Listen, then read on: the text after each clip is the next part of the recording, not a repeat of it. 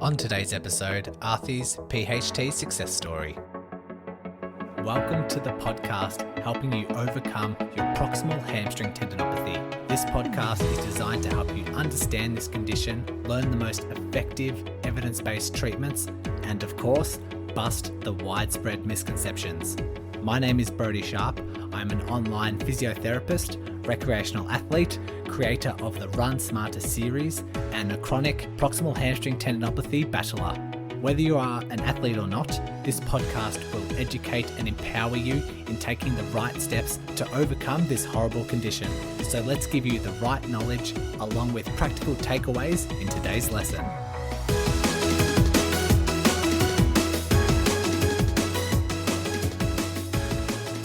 Very happy with today's episode and bringing it to everyone. I just got off my interview with Arthi to discuss her PHT experience, which started a year or so ago, and talking through her journey and race preparations, her discoveries, what worked, what didn't work, what insights she's gathered has well worthy of an episode to be on this podcast. You'll take a lot of away from this and a lot of positivity. And so don't want to give away too much. Let's just dive straight into the interview.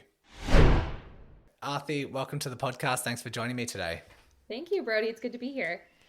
Yeah, I'm excited to share your story because you've already sent me an email. I know a fair bit about it, but I guess where we can start, how about you just introduce yourself and where you're from to start with? Yeah. Again, my name is Arthi. I am 33 years old and I live in Colorado, right outside of Denver. Excellent. And we know this is a PHT success story, and we might just take you back to the moments when symptoms first started arising. So what sort of running were you doing at that stage, and a potential cause for symptoms to start arising? Yeah. So I was training for my 15th or 14th marathon rather, in September of 2021. So I've obviously run a bunch of marathons before. I'm familiar with the training pattern, but I started to notice towards the end of my last 20 miler. So for this training season in September of 2021, I did like 3 20 milers. And in my last 20 miler, I started to notice this like pulling at the top of my hamstring.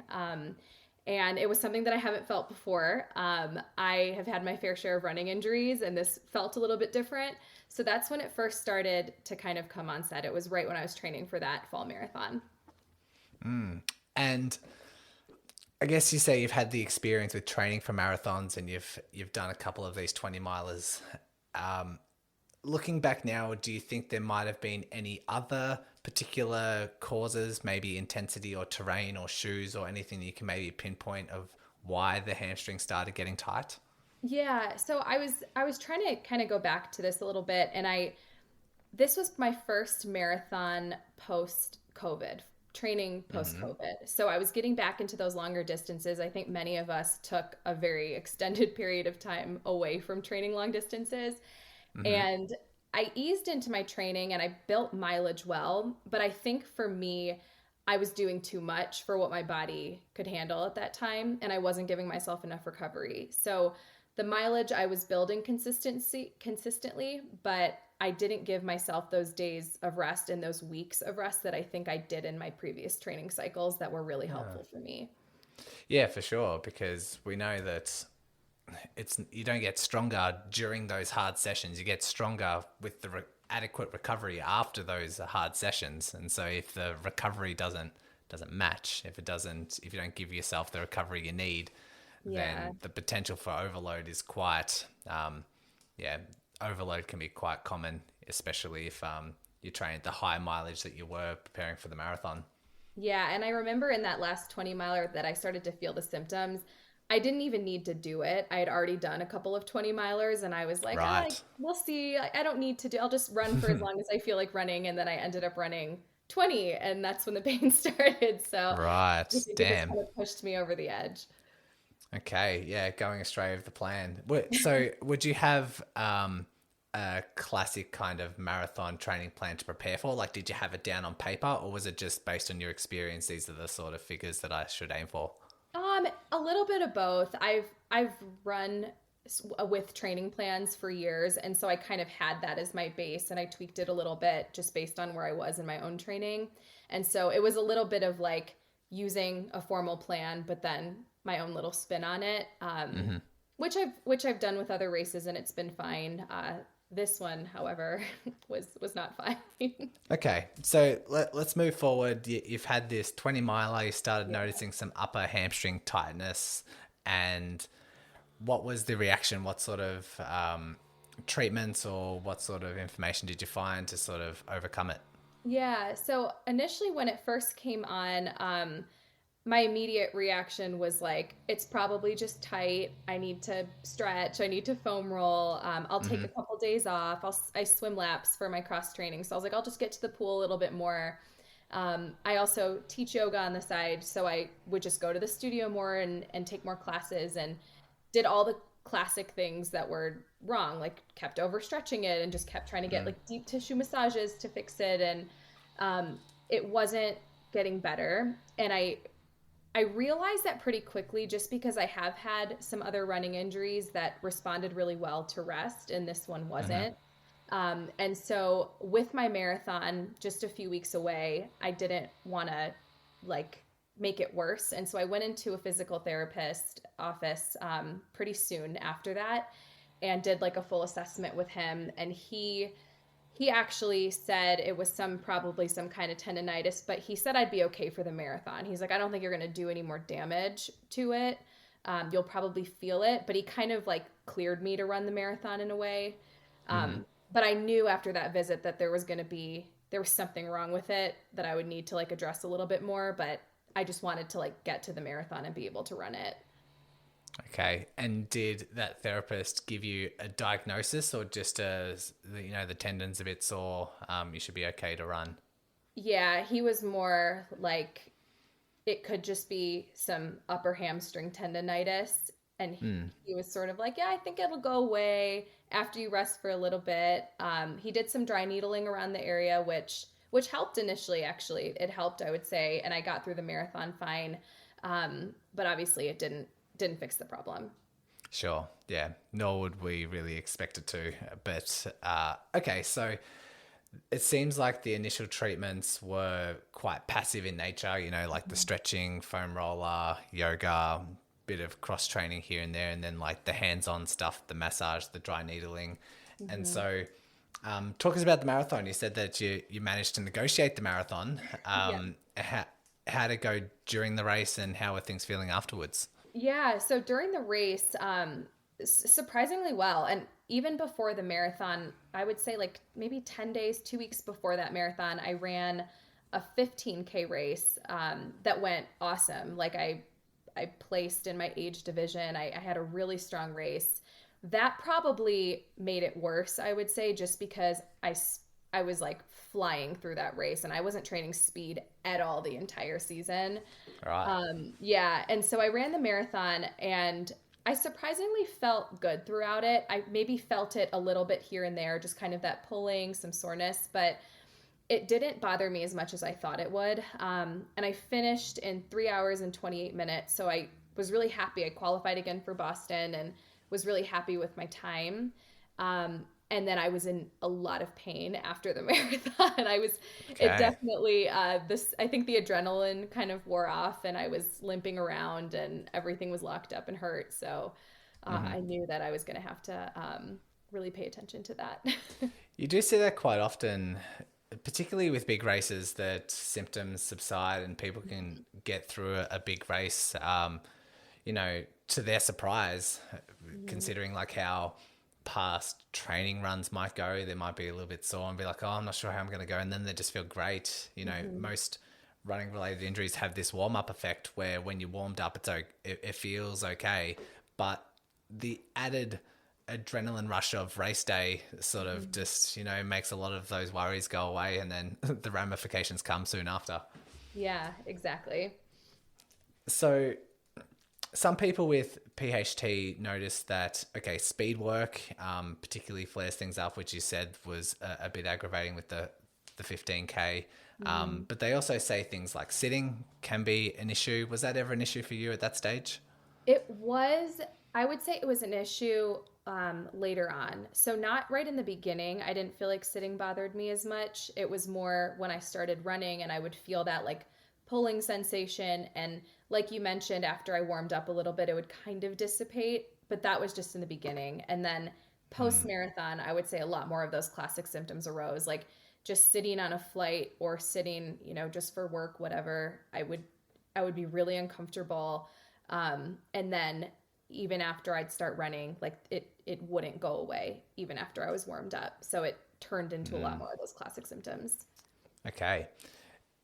That would be, yeah, usually as the pathology progresses, that warm up effect tends to, well, it takes longer for that warm up effect to happen or just doesn't happen at all. Sometimes it gets worse throughout the run um, as that pathology just tends to develop and get worse. How Mm-hmm. long? Because you mentioned in your email, like after that marathon, things just slowly started to spiral and things started to get more severe, like symptoms started to become more irritable, and I guess the capacity started to reduce. How long was that process? Because we're eventually going to get to the point where you sort of started unraveling some useful information and started applying something a bit more effective. But in that Yeah. particular time, as symptoms were getting worse, what was that experience like, and how long did that take? Yeah. So the marathon was mid October. Yeah, right around mid October.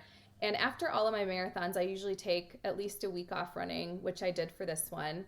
And I swam every day. And then I started to try to run again. And I realized pretty quickly that the week of rest did absolutely nothing for my recovery. I was actually even in probably more pain when I started running because the warming up didn't do anything and I just felt it the entire time. I also, as I shared, I live in Colorado, so I hike a lot, and hiking started to bother me because it was that incline and like putting a lot of that like load on the tendon when it was just like weak and not happy with me. So hiking didn't feel great anymore, and that was another thing that I'm like, I can't do another thing I love. So I realized within that month after the marathon, like my normal go-to strategies of rest and swimming a lot and getting deep tissue massages, like none of those things were working. And so that's when I started to like spiral and try to research everything I could about what was happening to my hamstring. And that's when I found you. Ah, fantastic. Well, I'm glad you did eventually.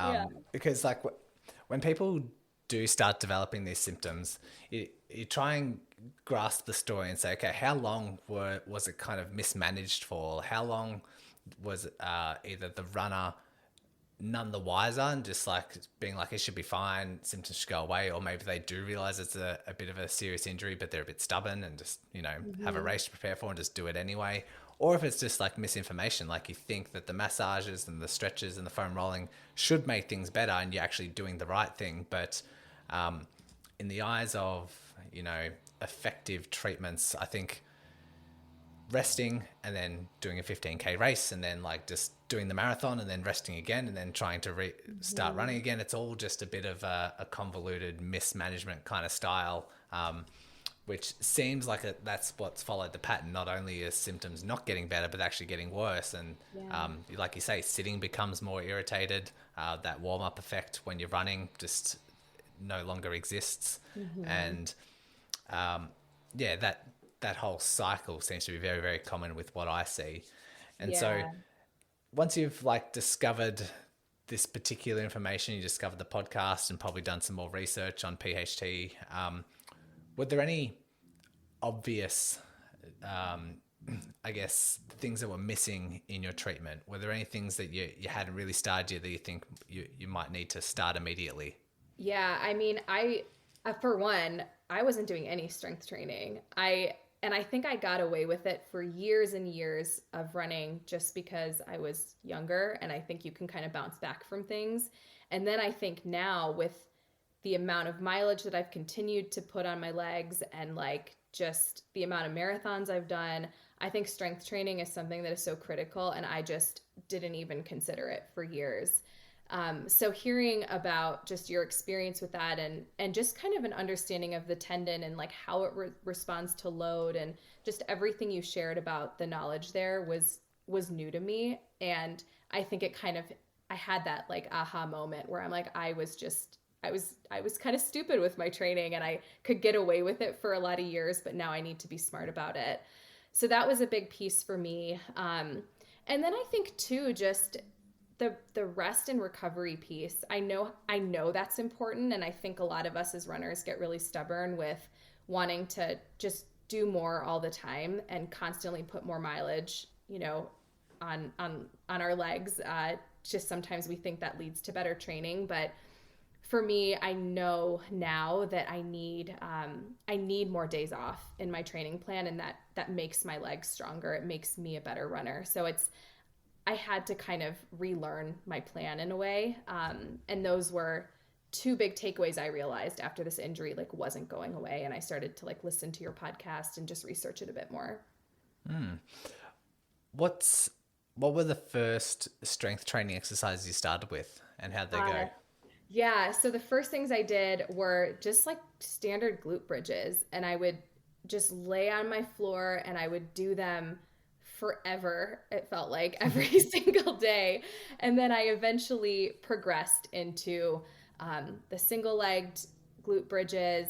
I started using those like big medicine balls, like the hamstring curls where you like put your heels on them and extend out and in. So I basically just listened to your podcast, and every time I'd hear a new exercise, I would add it into my own little routine. And I did notice though that it was making my legs stronger, which was good. And I was able to like build up on the intensity. I was able to build up on the time that I was holding those exercises.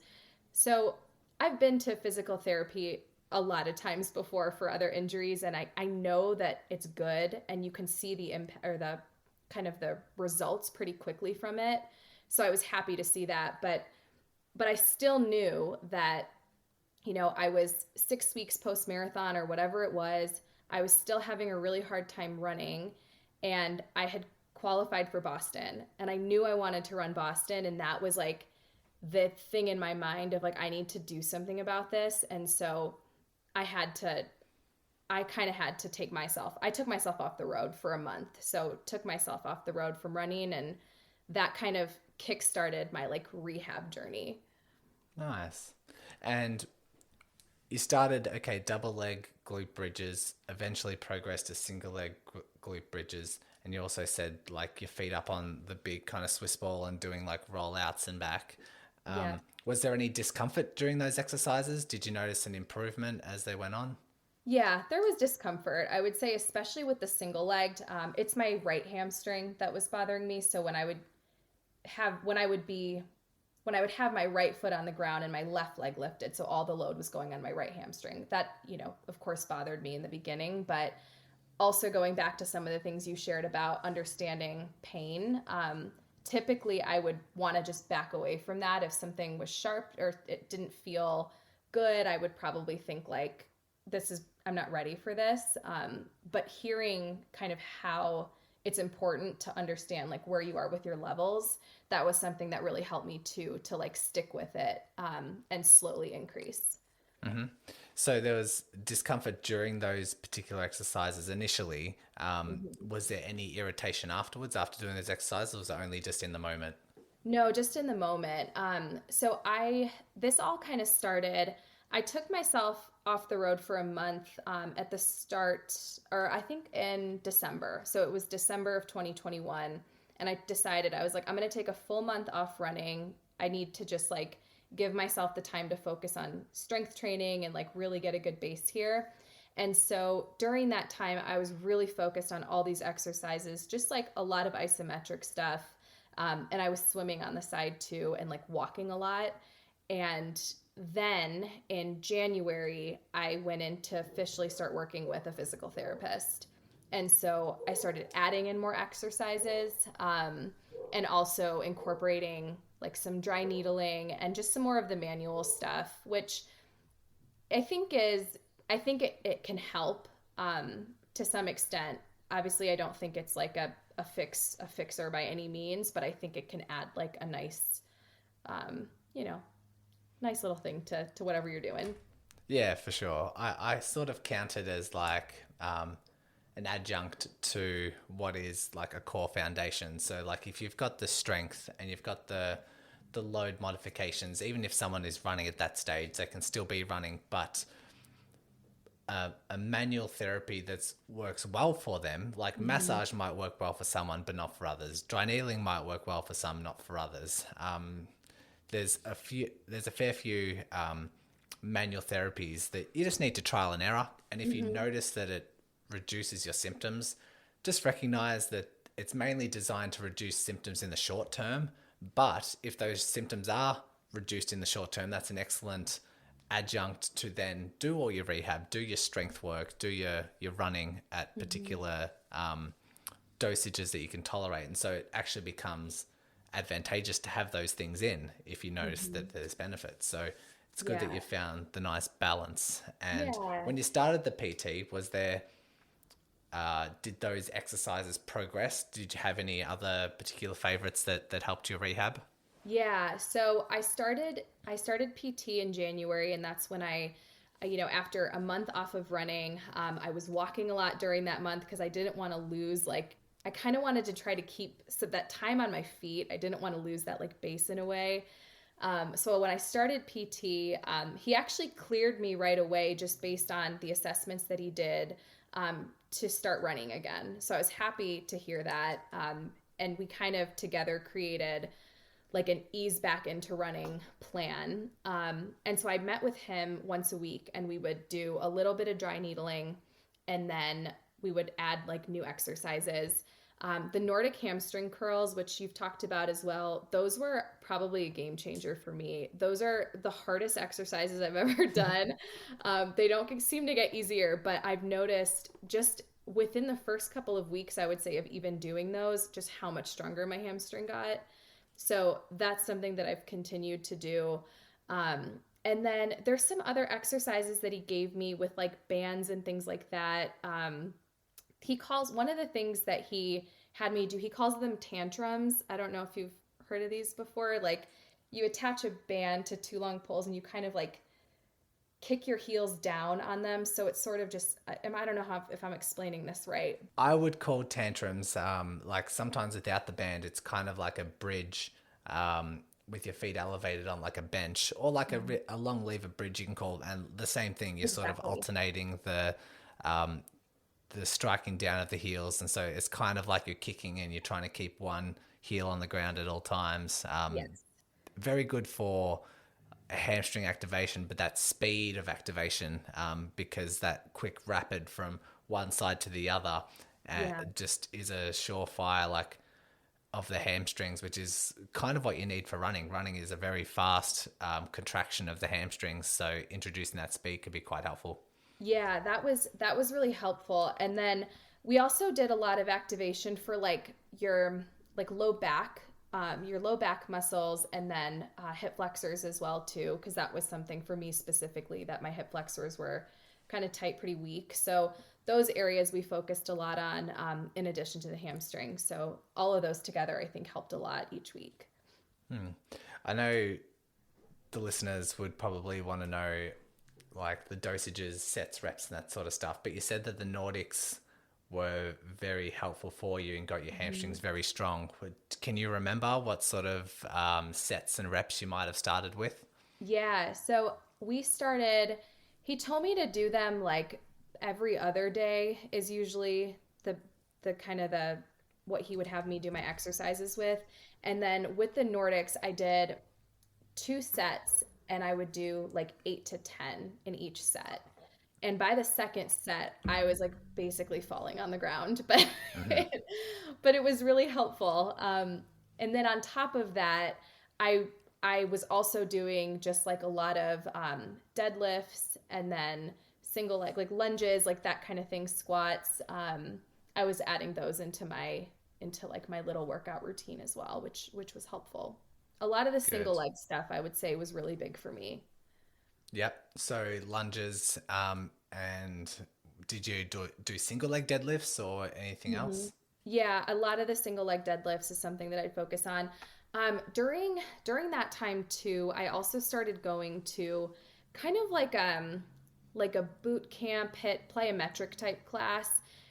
my hamstring tolerated jumping totally fine. Like it tolerated plyometrics, all of that fine. So I did a lot of that, which helped a ton, because I think especially with running, like you need to have that jump training involved when your tendon can handle it. And fortunately that was fine for me. So I maintained a lot of that fitness too. So a lot of like squats, lunges, like jumping type exercises. So I continued with that too, in addition to all the kind of physical therapy exercises. Well done, and well done for tolerating the boot camp plyometric stuff as well. It's a good sign. And the PT gave you the permission or like to start running, and you said that you've worked with them to come up with a bit of a strategy. So how was that introduction back into running, and what were symptoms like in those early stages? Yeah, I think, I mean, coming back after a month of not running, it was hard physically and it was hard mentally too, because I think from a mental perspective, I was so used to just being able to run miles and miles, like didn't have to think about it. And now it was no more than, 3 miles, walk, run it, run a half a mile, and then walk for a little bit. And so it felt really restraining in a way. But I told myself when I started at the beginning of January, I was like, I'm going to increase a little by little every single week. My goal is to get to 10 miles by the end of January. And my PT felt like that was totally doable just based on where I was. And I was able to get to 10 miles by the end of January. It was not normally where I would have been for like a normal training season for a marathon, especially for Boston. But I knew I had to also adjust my goals a little bit and adjust my training plan to kind of work around and with my PHT. That's really sensible, because it's often tough for runners to find to sort of return back to running sensibly when they also have a race that's, on the back of their mind that's ahead of them, because they have a certain reference point of where they want to be at, depending how far away the race is. And so as soon as you start introducing running, or you start like feeling better, symptoms start settling, people usually just take off the handbrake and just try and accelerate their rehab, and often leads to a flare up. Then they set themselves back, and there's like this boom bust cycle trying to prepare for this race. And so you've done really well recognizing that it's probably sensible to adjust your goals, adjust your expectations, and make sure that, the recovery is the number one focus. So very sensible of you. Well done. Is there, I know that when people start running again, especially like I've noticed this when I'm returning back from PHT, every single leg swing, you're like, how's my hamstring doing? How's my hamstring doing? Is it okay? Is it okay? Did you encounter that particular experience? Yeah, I absolutely encountered that. And it kind of took away the joy a little bit of running, because I was just so worried about it. And I didn't want to make it worse. I didn't want to feel like I was going to all of a sudden have to go backwards in the progress that I made. And I think that's why it's really important to work with somebody like a professional, whether that's a physical therapist or sports chiro, or somebody that's just knowledgeable about whether it's PHT, running, something, because there were times that I went in and I felt pretty concerned about whether or not I would even be able to run Boston, because maybe I had a flare up or I had a bad run or whatever it was. And it was helpful to have somebody else tell me, like, you're going to bounce back, you'll be fine, because I just didn't have the confidence in myself that I once had with my running. And so I think it's important to have somebody to kind of like bring you back when you're kind of spiraling into that place of, I'm never going to be able to run again, or I'm going backwards in my progress, because there's going to be flare-ups, like you said. Yeah. You mentioned that, starting the strength exercises, there was pain during the exercises, but didn't irritate afterwards. Was running very similar? Did you notice like mild levels of discomfort? Yeah. So one of my takeaways from a lot of the things that you shared was really think about, like, don't focus as much on how you feel like during the run. Like the pain level should be at a certain place, but be really mindful of the next day, or, the next few hours, like later in the day. And that's what I focused on. So during the run, as long as my pain was kind of in that like 4 below level, I felt good. And by the next morning, if it was gone, I tracked everything. I wrote down my mileage every day, like my symptoms, everything. And as long as it was gone the next morning, then I felt good about what I was doing and I continued on with my plan. If the next morning I woke up and if my hamstring was flared up, if it was like more sore than normal or whatever it might be, then I adjusted my plan a little bit. Maybe that meant taking another day off, going to the pool instead of running. So having to just kind of course correct in the moment a lot with this instead of just like really trying to drill your plan is what I noticed about kind of what I had to do. Good work. And was there a stage when your running was building up where the Boston Marathon looked more likely? Did you start to see progress and start to become a bit more optimistic and confident? Yeah, I think throughout the entire, January to April of training, I was able to build up my mileage. Like I hit 21 miles in my longest run, which I didn't even think that I was going to be able to get to like 18. In my mind, when I initially started off my plan, I was like, if I can get to 16 miles by March or whatever, then I'll feel good about running it. So I didn't even think about being able to go past that. I would say towards the end of February, I started to feel like a little bit better about, okay, I'm actually getting the mileage that I need. I definitely had flare-ups throughout the entire training season. So there was a point in March where I even considered dropping out because my hamstring was just bothering me. But again, having that support of a PT that I trusted and that was knowledgeable, who I went to, and he said, you're going to be fine. You're going to be able to run Boston. Just give yourself a couple days to like let this chill out and you'll be able to train again. And so I think having that was a really good resource for me. Yeah. The topic around flare-ups is really interesting. I'd like to hear kind of what your experiences have been like. Did you find a common pattern of why you had flare-ups, or did you have a particular plan when a flare-up did occur?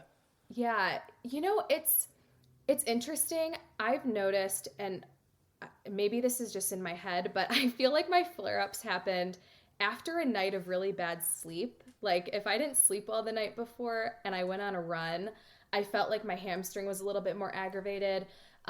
If I was like really stressed at work or something else going on, I just felt like it aggravated it.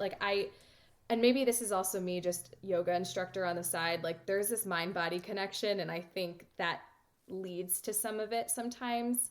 That was one piece of it. And then if I tried to play around with speed a little bit too much, it would flare up. And so for me, I realized like I need to throw speed out the window this training cycle. It's not in the cards. And so once I did, that helped with it a little bit. Yeah, they're pretty good insights. And if you suspected that the PHT started initially from, lack of recovery or not enough rest days, the same thing can be said with poor sleep and stress.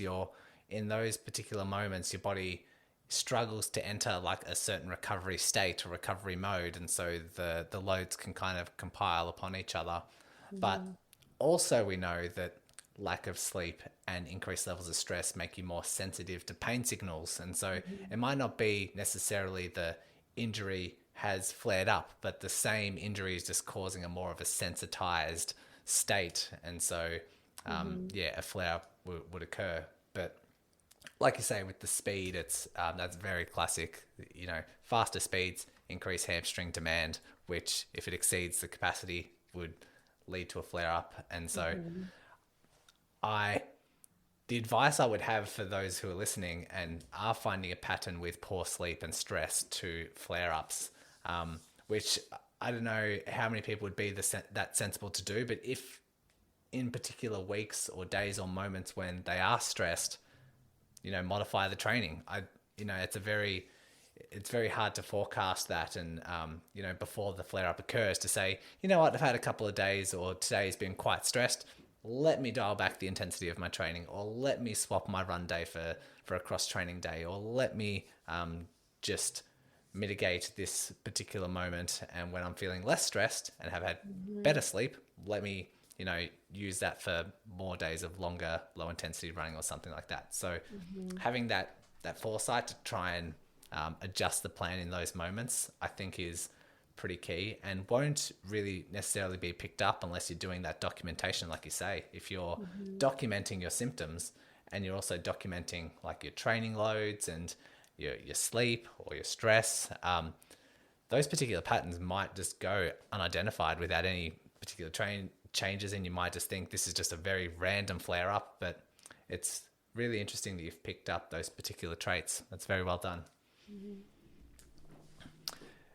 Then we're getting close to marathon, and you're becoming more optimistic as you know the date approaches. How did things go? How did things go on marathon day?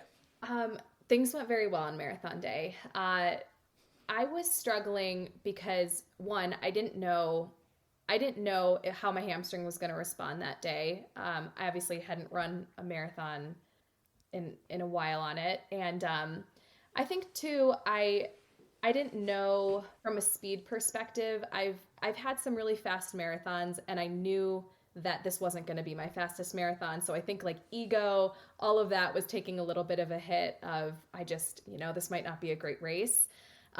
Ended up having a really, really good day in Boston. We had perfect weather too for race day, which is very unusual for Boston. And I ended up running a 3-hour and 32-minute marathon. And I was really happy. Yeah, I was really happy about that for a few reasons. One, again, I didn't train speed at all because I couldn't. I didn't train hills at all because I couldn't. And that's obviously important for Boston. So I was kind of going in just with whatever training I had and just kind of like the heart that I wanted to be there and I wanted to run this race. I ended up having just a strong race day. I felt my hamstring probably a little bit throughout the race, but it wasn't too bad. And then after the race, actually, my recovery was really good. And I think that all of the strength training that I had been doing the last 4 months really set me up for a good race day.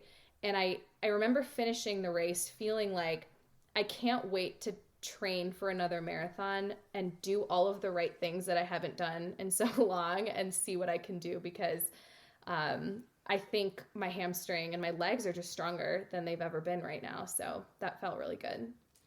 Another pattern that I usually see is like the stronger your legs and the tendons are, the more like the less recovery time you need, like during a flare up or after like a heavy session or after a race. Some people say they overdo things and obvious overtraining, and then their symptoms flare up and they're like, oh damn, like I'm back in another flare up. And then 1 or 2 days later, they're totally fine. They're like, oh, that actually wasn't as bad as I thought. And what I like to explain to them is that's a good sign of a strong tendon. Like all of your hard work of doing your lunges, deadlifts, hamstring curls, all those sorts of things have really paid off, because if it was quite weak and you had the same error with the same flare up, that's likely to, extend 4 or 5 days a week more in some circumstances. And so credit to you, and that pattern makes a lot of sense why you went through quite a challenging marathon, which is obviously a challenge for the hamstring.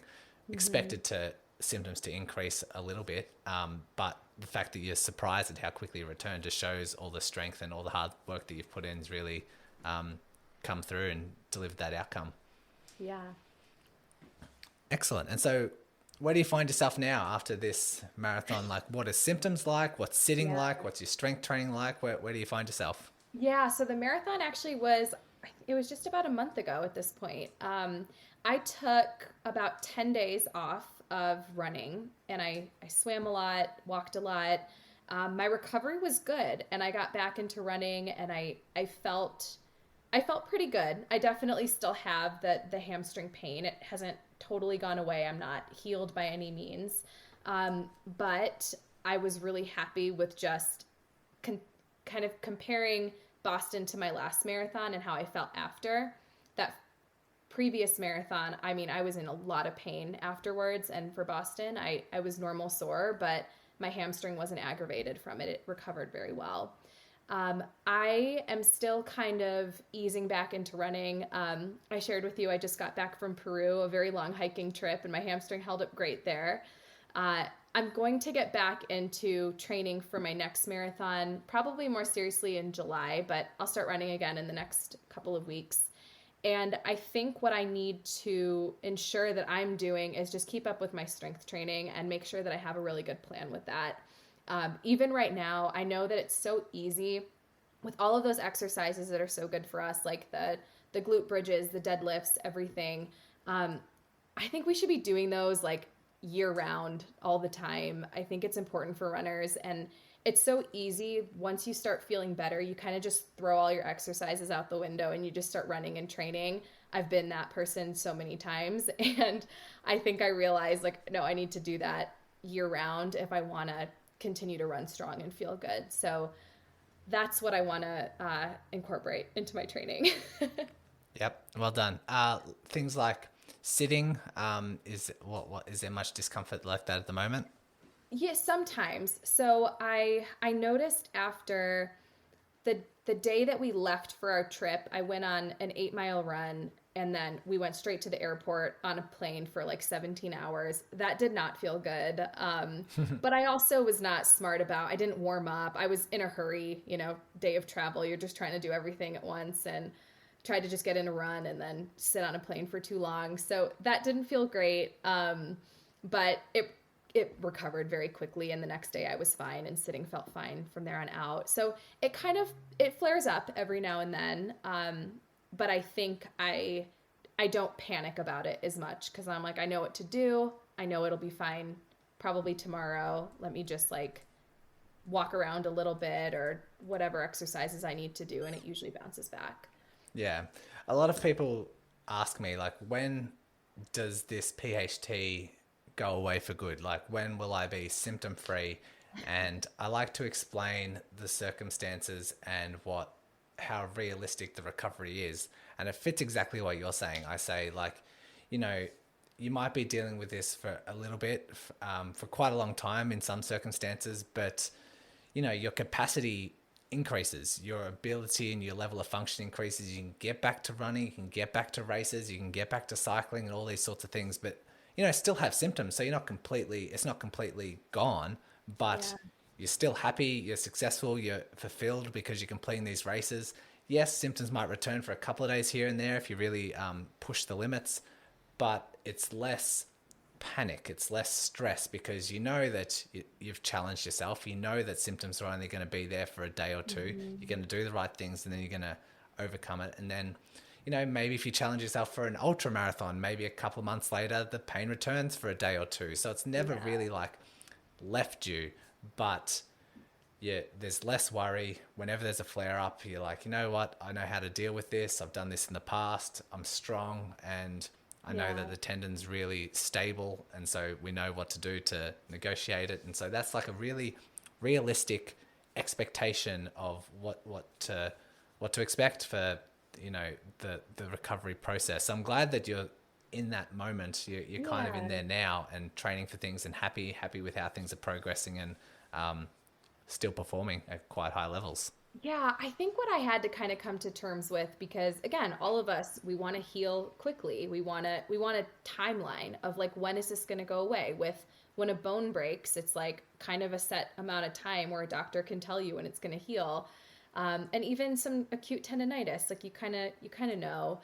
And what I realized with this is like, this didn't happen overnight. It didn't happen in the last month of training. It's like years and years of consecutive training all compounding onto my hamstring that's finally showing up, that it's not going to go away in a month. It's not going to go away probably in 2 months. Like, it's going to be something that takes a bit of time to work through.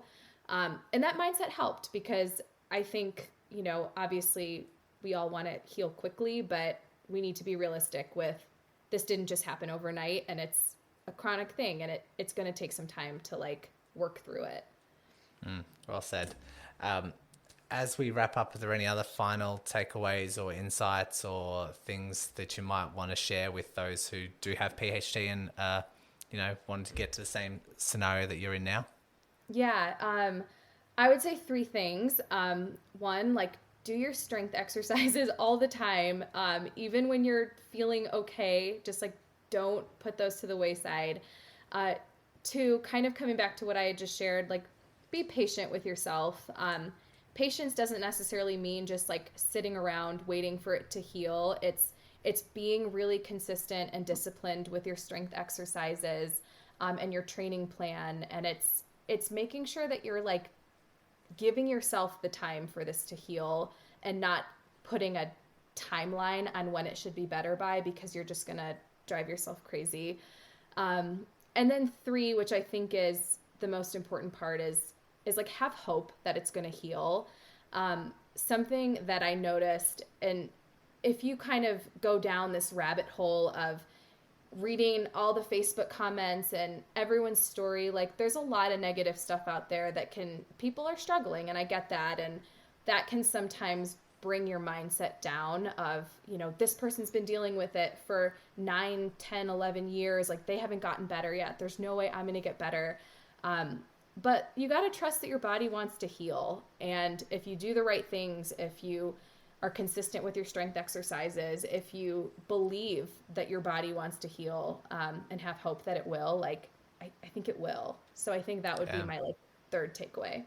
Well done. It's kind of like a catch-22 at times when, people don't have hope, they're stressed, fearful, like those, we've already discussed in this episode already, that those things amplify pain signals, but also inhibit recovery, because your body can't really enter recovery mode if your stress hormones are constantly circulating through your body. It's really tough, and I've done episodes on that in the past. But that's sort of, if you don't have hope, you're stressed, fearful, delays healing, hinders progress, and then kind of feeds forward into the loop that it is hopeless, and then that same cycle kind of repeats itself because you're not seeing recovery because you are stressed and fearful. And you need to try and break that cycle, have hope, have confidence, build up your confidence with your strength training, and that loop can kind of be broken. And it's a very good message. So I'm glad that you've shared that. And